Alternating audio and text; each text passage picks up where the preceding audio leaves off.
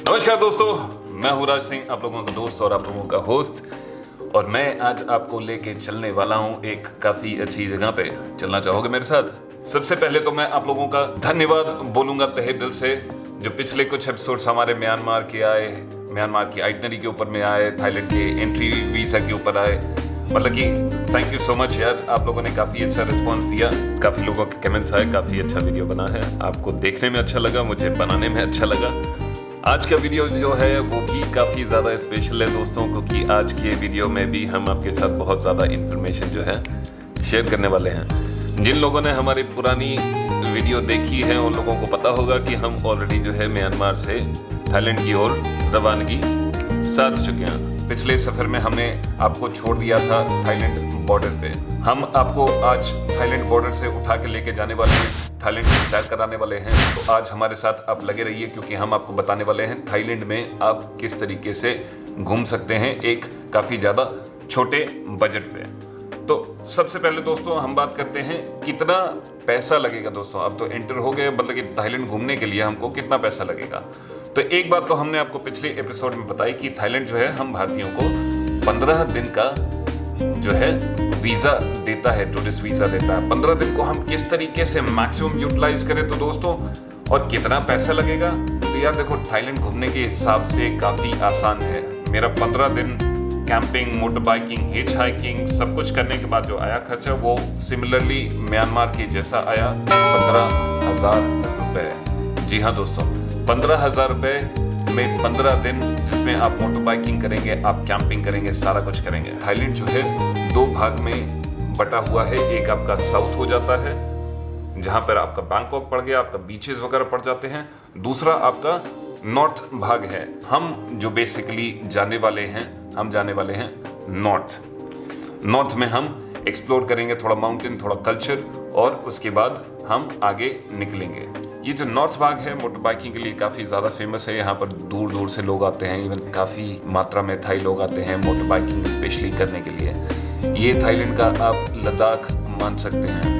यहाँ पे आपको ऐसे टर्न्स हैं जो कि आप घाटा लूप से उसको थाईलैंड के हिसाब से कंपेयर कर सकते हैं। हालांकि थाईलैंड के पहाड़ भारत के पहाड़ जितने बड़े तो नहीं है, लेकिन हाँ देखने लायक जरूर हैं। मैं जो शेयर करने वाला हूँ वो मैं अपनी आइटनरी शेयर करने वाला हूँ। साथ में आपको कुछ रूम छोड़ूंगा आपके लिए, ताकि आप उसमें ऐड ऑन कर सकें। अभी जो फिलहाल हम बात कर रहे हैं वो बात कर रहे हैं लैंड बॉर्डर के थ्रू क्रॉस करके हम थाईलैंड एंटर करके। अब किस तरीके एंटर करना है वो पिछले एपिसोड में दोस्तों हमने ऑलरेडी बात कर ली है। हो सकता है आपने वो वीडियो देखा हो, अगर नहीं देखा हो तो प्लीज़ वो वीडियो देख लेना। तो भाई सफ़र की शुरुआत जो है हमारी हुई थी पाहान से। आप पहुँचे पहले दिन थाईलैंड बॉर्डर, जो आपका म्याओडी मेसोट बॉर्डर है। आपने अपने डॉक्यूमेंट्स वगैरह अरेंज करके रख लिए हैं। आप गए, एग्जिट स्टैंप लगवाई, एंट्री स्टैंप थाईलैंड की लगवाई, वहाँ पर अपने पेपर सबमिट किए, थाई वीज़ा लिया और आपने एंट्री मार ली। जो आपका बॉर्डर है आप वहाँ से जाइए, बाहर निकलेंगे, आपको सोंगथॉस जो होते हैं, बड़े बड़े टेम्पो होते हैं, वो आपको बड़े आसानी से मिल जाएंगे। 30 बात जो कि तकरीबन 65 रुपये के आसपास होगा, वो आपको लेंगे और बस टर्मिनल छोड़ देंगे। वहाँ से डिसाइड कर सकते हैं आप किधर जाएँ। आप बैंकॉक भी जा सकते हैं जहाँ बीचेस वगैरह हैं, और नहीं तो हमारी ये आइटनरी फॉलो कीजिए, जहाँ पर हम आपको थोड़ा एडवेंचर के मूड में लेके चलने वाले हैं। आप कितना एडवेंचर आप करना चाहते हैं ये आपके ऊपर है दोस्तों। मैं तो मोटर बाइकिंग का मतलब कि फ़ैन हूँ, मेरे को मोटर बाइकिंग दिखनी चाहिए अगर किसी भी देश में है, और मेरे को करना बहुत ही ज़्यादा पसंद है। मोटर बाइकिंग हो गया, क्लाइंबिंग हो गया पहाड़ों में। ताक से जो है अगर आपको बैंकॉक जाना है तो ये तकरीबन 400-425 किलोमीटर के आसपास पड़ेगा। बसेस आपको मिल जाएंगे, अगर आप टाइमली हैं तो यहाँ पर आपको बसेस बड़े आसानी से ताक बस टर्मिनल पे मिल जाएंगे। सबसे पहला काम एक आप कीजिएगा, यहाँ पर जैसे ही आप बस स्टेशन पहुँचते हैं आप यहाँ पर आसानी से जो है थाईलैंड के सिम कार्ड यहाँ पे परचेज कर सकते हैं। जो मैंने लिया था वो AIS सिम कार्ड था, जिसका मेरे को तकरीबन 150 बात पड़ा था, जो कि 1 महीने 4G अनलिमिटेड इंटरनेट डेटा था। अगर तो आप यहाँ से आपको बस मिल जाती है तो आप पहले दिन निकल जाओगे। हम तो नहीं पहुंचे, तो हम पहला दिन जो है ताक में रुक गए। अब ताक में दोस्तों हो सकता है कि आपको जो है गेस्ट हाउसेस थोड़े महंगे पड़े, तो उस हिसाब से आप पहले देख लीजिए, टाइम से पहुंचिए और आप निकल जाइए। हम जाने वाले हैं दूसरे दिन, जो हमारा होगा, जो मेरा था दूसरा दिन, आपका पहला दिन भी हो सकता है, वो है सुकोथाई। सुकोथाई जो है यहाँ से सिर्फ 75 किलोमीटर की दूरी पर है। आपने शायद नाम सुना होगा अयोध्या का, जो कि कहा जाता है कि अयोध्या के नाम पे ही एक नगरी बनी थी अयोध्या, और राजा थे उनका नाम भी राजा राम था। तो दोस्तों एक आपको शायद जान के थोड़ी सी हैरानी होगी, अयोध्या से पहले जो पहली किंगडम थी, किंगडम ऑफ सियाम, वो थी आपकी सुकोथाई।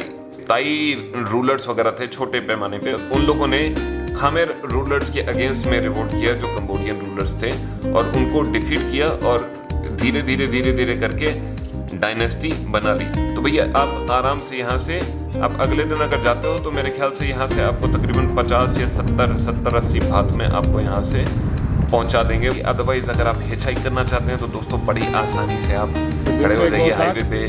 मैं गद्दा लेके खड़ा हो गया था और काफ़ी लोकल लोग मिलते हैं, टेम्पो मतलब कि जो यहाँ पर जो है ना वो चलते हैं, ट्रक्स चलते हैं, जो ट्रैवलर ट्रक्स होते हैं, पीछे पूरा खाली होता है, क्योंकि इसी हिसाब का मतलब कि ये थाईलैंड में बहुत बड़ा कल्चर है और बड़ी आसानी से जो थाई पीपल है रोक देते हैं। आप पीछे आराम से डाले में बैठ जाओ और फुल ऑन पावर ट्रक्स होते हैं भाई साहब, फुल गति से चलते हैं। कहने की बात यह है कि लोग रोक देते हैं, तो आप बड़ी आसानी से हिचहाइक यहाँ पर कर सकते हैं। ऐसे ही मैं पहुंचा था, सबसे सस्ता जो मेरे को गेस्ट हाउस पड़ा था वो था रियोंग श्री श्री गेस्ट हाउस। ये एकदम जस्ट बगल में है बस स्टेशन के, तो आप यहाँ पर भी जा सकते हैं। अब भाई एक बार आप सुकोथाई पहुंच गए, अब यहाँ पर सुकोथाई में करें क्या?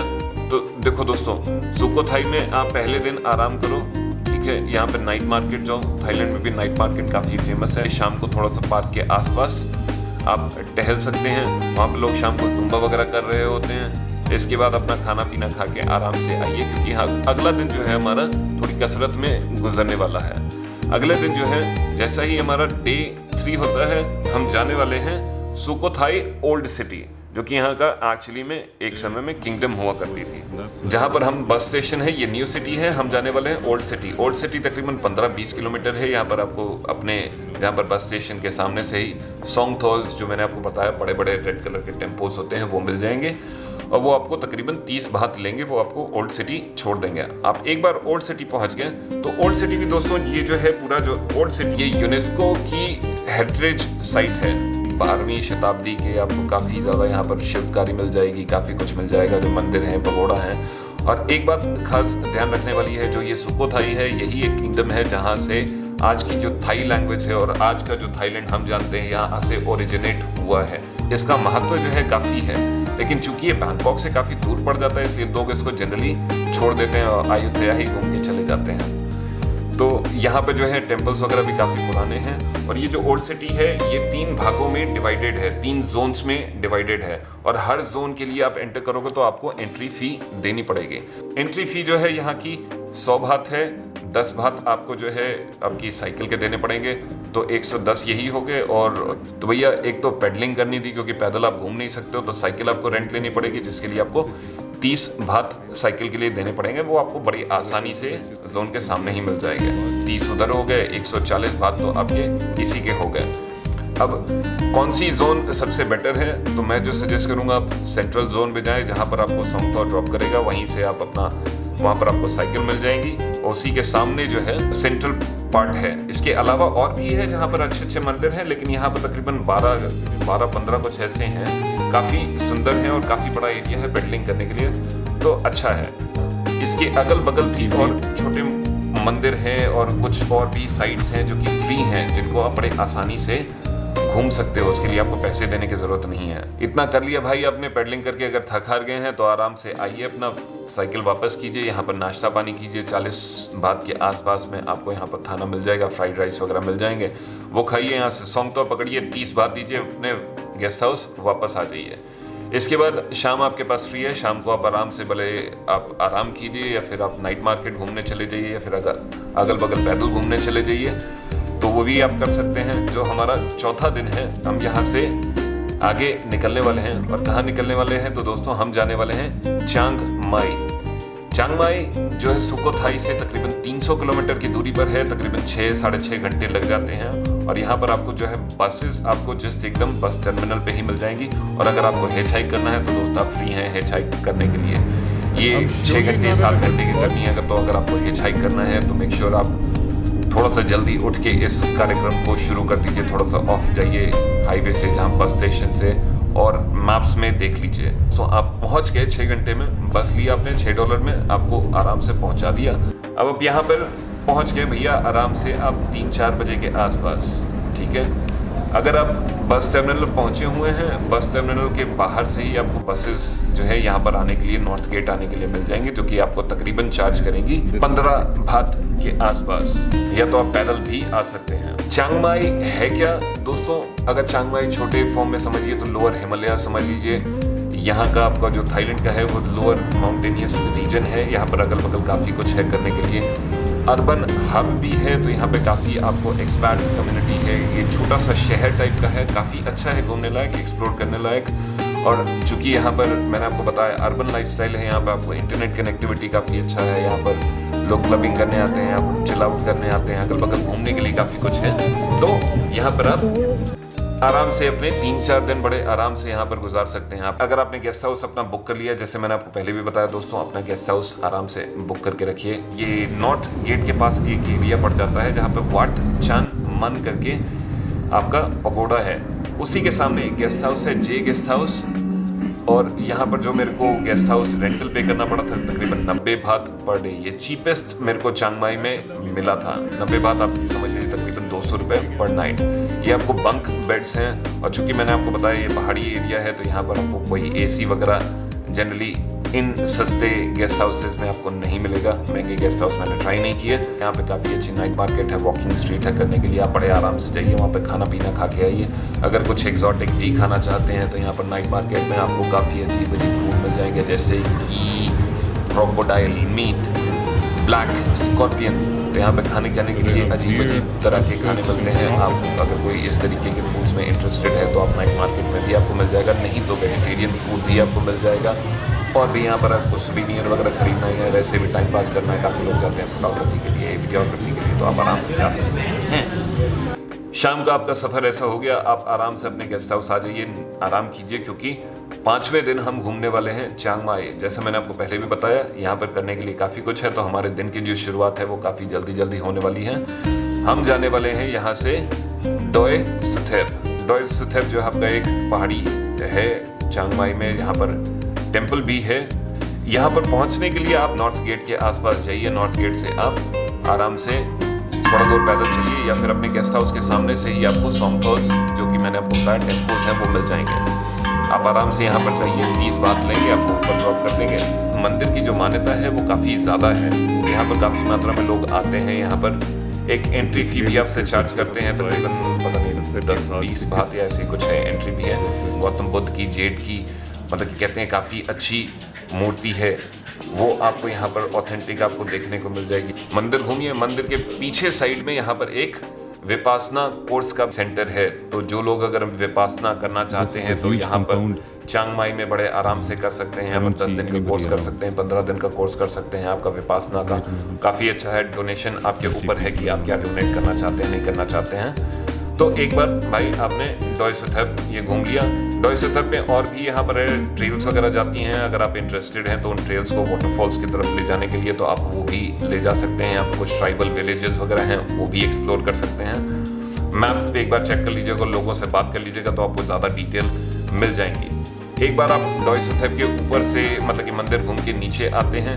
जैसे ही आप नीचे आइएगा, यहाँ पर मार्केट है, काफी कुछ देखने लायक है। मार्केट के पास ही पड़ जाती है जेड फैक्ट्री। जेड जैसा कि हम भारत में स्टोन्स पहनते हैं, तो उसी तरीके का जेड भी एक स्टोन होता है, जो कि आपको यहाँ पर मिल जाएगा। काफ़ी अच्छे अलग अलग तरीके के आपको स्टोन्स मिल जाएंगे। काफ़ी लोग यहाँ पर सुवीनियर्स वगैरह भी लेने आते हैं, जैसे हाथी का, जैसे हमारे भारत में भी इंद्र की सवारी मानते हैं, वैसे ही थाईलैंड में भी हाथियों को काफ़ी महत्व दिया जाता है, तो हाथी के भी काफ़ी कार्विंग्स आपको मिल जाएंगे। तो यहाँ पर आपको जेड वगैरह के लिए कुछ खरीदना है तो काफ़ी सस्ते में ऑथेंटिक जेड आपको मिल जाएगा।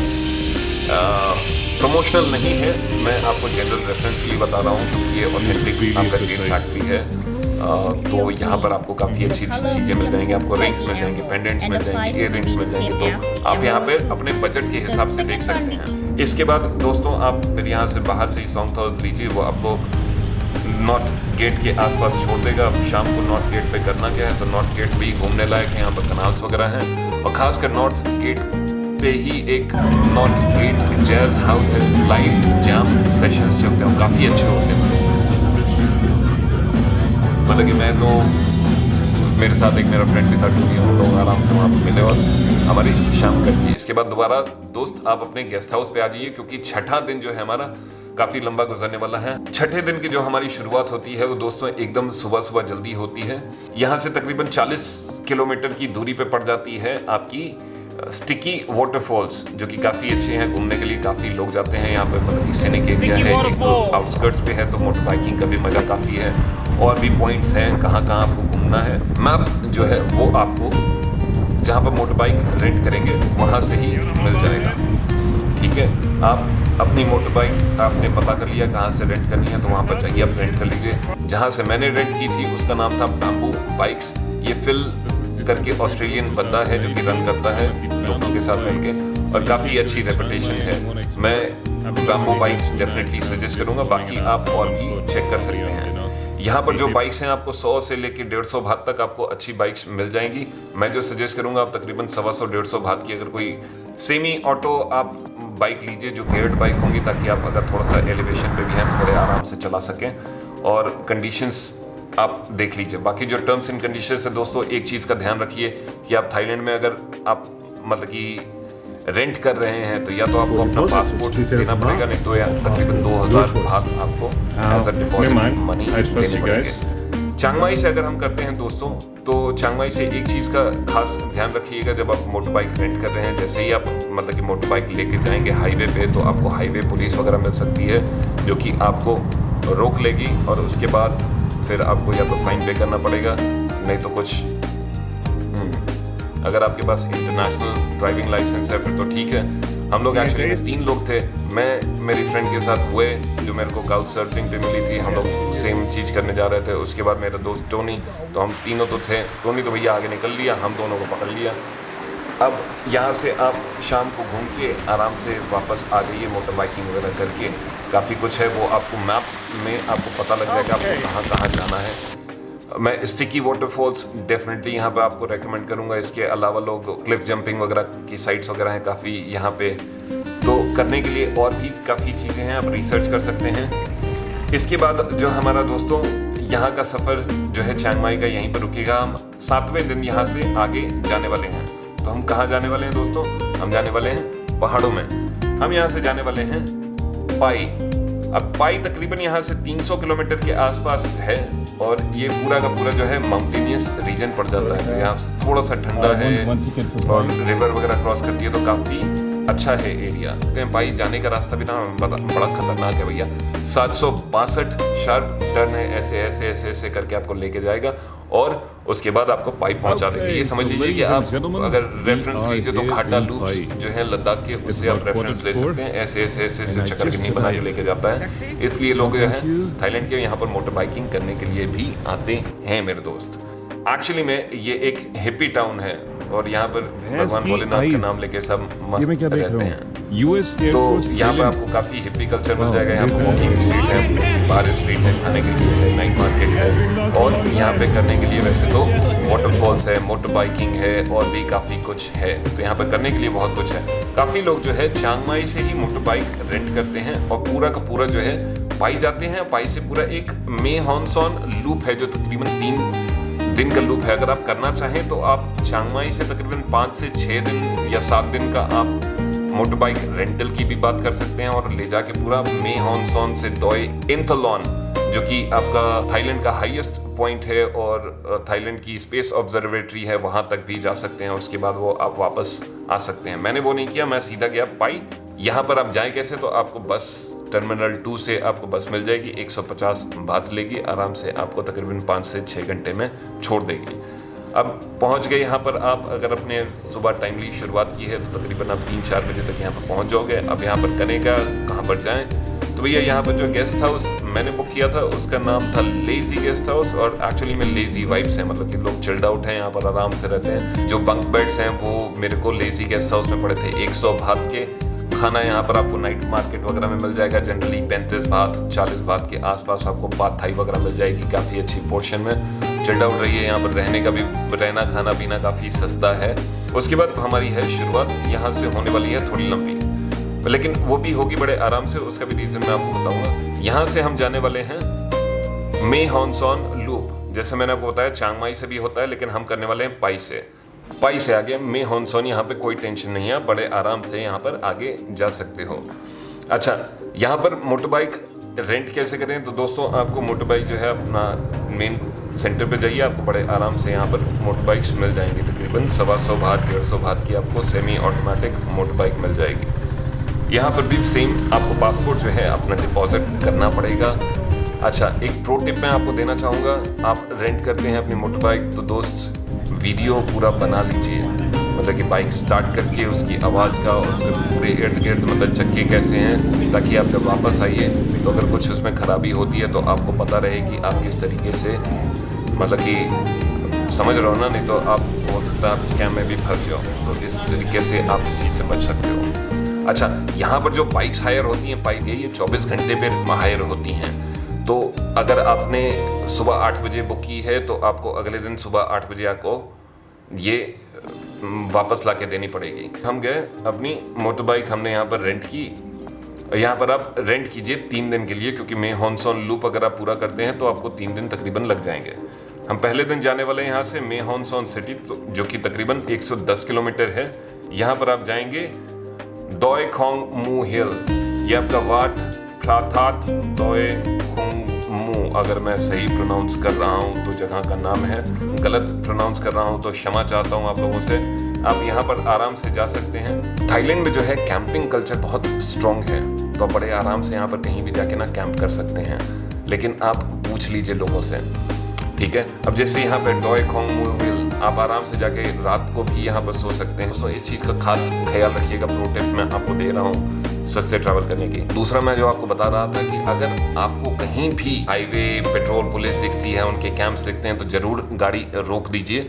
रोक इसलिए दीजिए क्योंकि यहाँ पर आप बड़े आराम से खाना खा सकते हैं, बड़े आराम से यहाँ पे चाय कॉफी पी सकते हैं, आपको कोई भी पैसे देने की जरूरत नहीं है। थाईलैंड गवर्नमेंट सपोर्ट कर रही है ट्रैवलर्स को और टूरिस्ट को।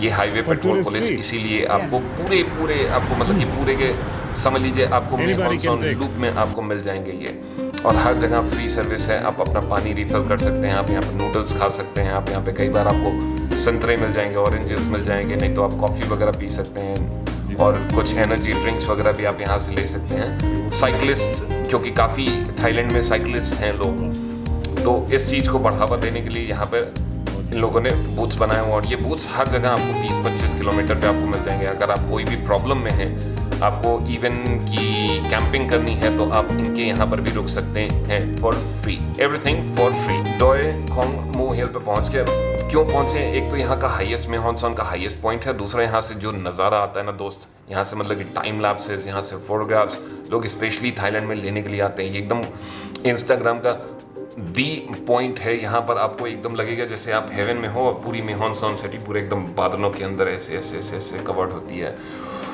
मतलब यार दोस्त, यहाँ पर तो सुबह सुबह मैं सो के उठा, और क्या आपको बताऊँ, मेरे को लग रहा था मैं भोलेनाथ के चरणों में बैठा हूँ।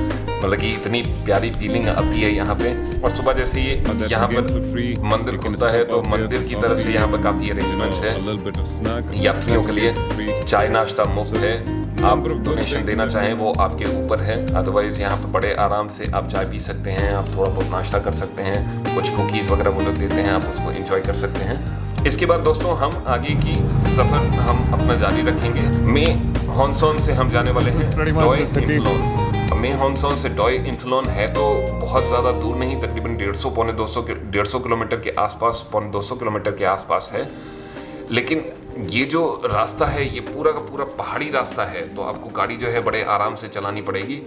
और दोस्तों एक चीज़ का खास ख्याल रखिए, ये काफ़ी हाई पॉइंट है, और यहाँ पे जो है जैसा मैंने आपको बताया, इवन मे हॉन्सन में भी पूरा का पूरा बादल से कवर हो जाता है, तो यहाँ पर भी कई बार आपको विजिबिलिटी जो है बहुत कम हो जाएगी। शाम के समय या अर्ली मॉर्निंग के समय आपकी विजिबिलिटी कई बार 0 हो जाती है। तो पहले दिन तो मैं तकरीबन शाम के 6 बजे डॉय इंथलोन पहुंचा।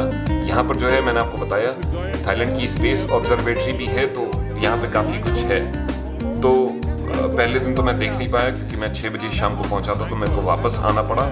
मैं नीचे गया, मैं तो सोच रहा था यहाँ पर मतलब कि कैंपिंग कर लूँ, लेकिन वो पुलिस वाले मेरे पीछे तक आए। उन लोगों ने बोला भैया ये डॉय इंथलोन नेशनल पार्क है और यहाँ पे कैंपिंग करना अलाउड नहीं है, तो आपको नीचे जाना पड़ेगा कैंपिंग साइट में। कैंपिंग साइट में गया, 50 बात दिए क्योंकि मेरे पास अपना टेंट था, बाइक पार्क की और आराम से सो गया। अगले दिन सुबह सुबह यहाँ से दोस्तों आपको उठना पड़ेगा अगर आपको सनराइज़ देखनी है, या फिर सनराइज़ तो वैसे दिखती नहीं है यहाँ से क्योंकि इतने ज़्यादा क्लाउड होते हैं।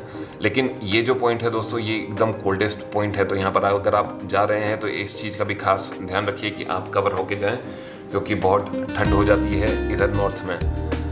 अच्छा, सुबह सुबह आपको चलना पड़ेगा क्योंकि मैंने आपको बताया यहाँ पर काफ़ी लोग जो है आते हैं इन कैंपिंग ग्राउंड्स पे। लोकल थाई लोग जो हैं वो भी आते हैं, अपने बड़े बड़े ट्रक्स लेके फैमिलीज़ के साथ आते हैं और सुबह जो है यहाँ पर पूरी आपको कतार मजमा लग जाएगा। इसलिए अगर आप बाइक से हैं तो बड़े आराम से जा सकते हैं, लेकिन जाना आपको बहुत धीरे पड़ेगा। सुबह 4 बजे आप निकलेंगे, थोड़ी ऊपर आप पहुँचते हैं, आप पूरा का पूरा जो विजिबिलिटी आपकी धीरे कम होती जाती है। जितनी हाई आप जाते जाएंगे, जैसे ही आपको डॉय इंथलॉन से तकरीबन 4-5 किलोमीटर 6 किलोमीटर पहले तकरीबन जीरो विजिबिलिटी हो जाती है, मतलब कि कुछ नहीं दिखाई देता, तो उस समय एक्सीडेंट के चांसेस बहुत ज़्यादा हाई होते हैं।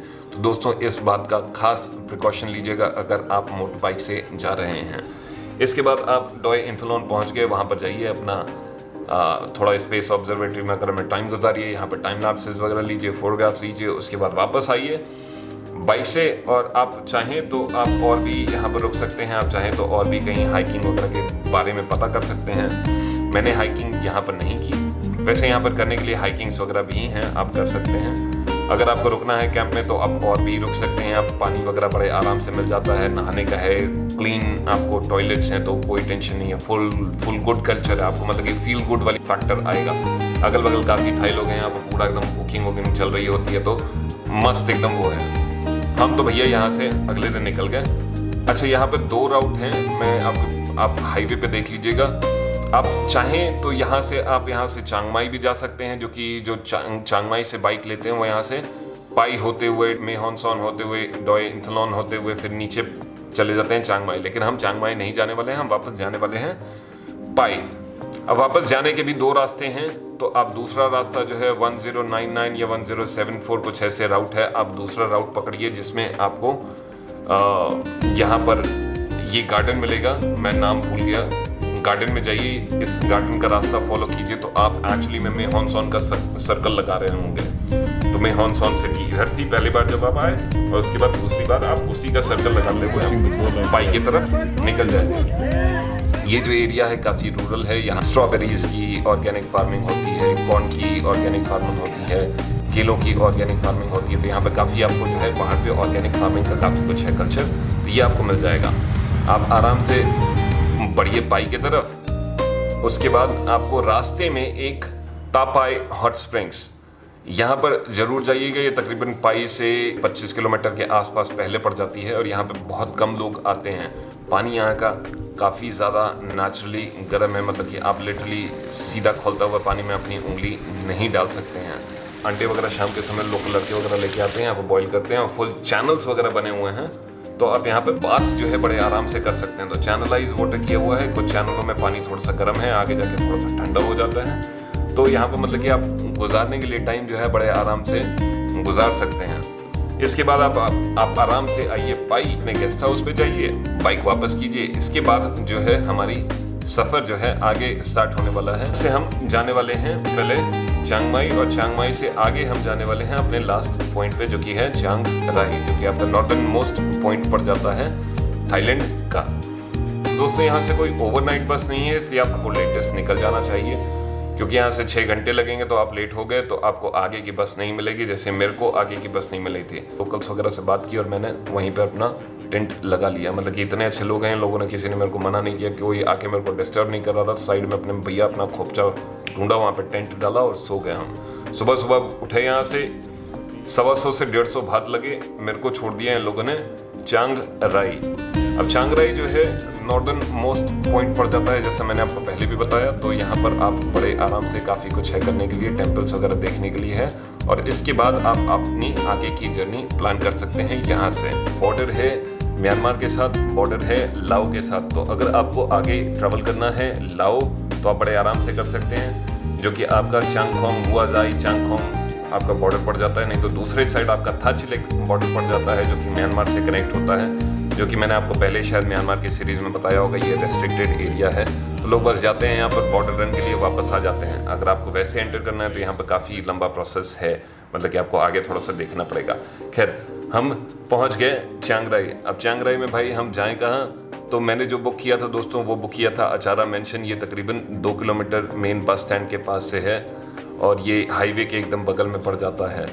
तो अगर आप आ रहे हैं तो यहाँ से आप पैदल भी आ सकते हैं। मैं तो पैदल आया, तकरीबन मेरे को 20 मिनट की वॉक लगी और आराम से पैदल आ गया। 120 बात का जो मेरे को यहाँ पर रेंट पड़ा। यहाँ पर आपको कहीं भी एसीज वगैरह नहीं मिलेंगे, मतलब कि एटलीस्ट बजट गेस्ट हाउसेज या बजट होम स्टेज में। अब भाई पहुँच गए, अब करेंगे यहाँ पे। तो भैया यहाँ पर करने के लिए शाम को आप आराम से जाइए बस टर्मिनल के पास। यहाँ पर नाइट मार्केट है, थोड़ा घूमिए इधर उधर, मस्ती कीजिए। नेक्स्ट दिन जो है हमारा यहाँ पे काफी लंबा गुजरने वाला है, क्योंकि हम यहाँ पे काफी कुछ देखने वाले हैं। तो यहाँ पे देखने के लिए क्या है, तो दोस्तों आपने सुना होगा white temple, blue temple, black temple, जितने भी थाईलैंड के जो आज की डेट के जो जाने माने टेम्पल हैं वो सारे यहाँ पर हैं। तो यहाँ पर आप काफी कुछ देख सकते हैं। आप सबसे पहले तो यहाँ पर वॉकिंग डिस्टेंस है, आप ब्लू टेम्पल जाइए।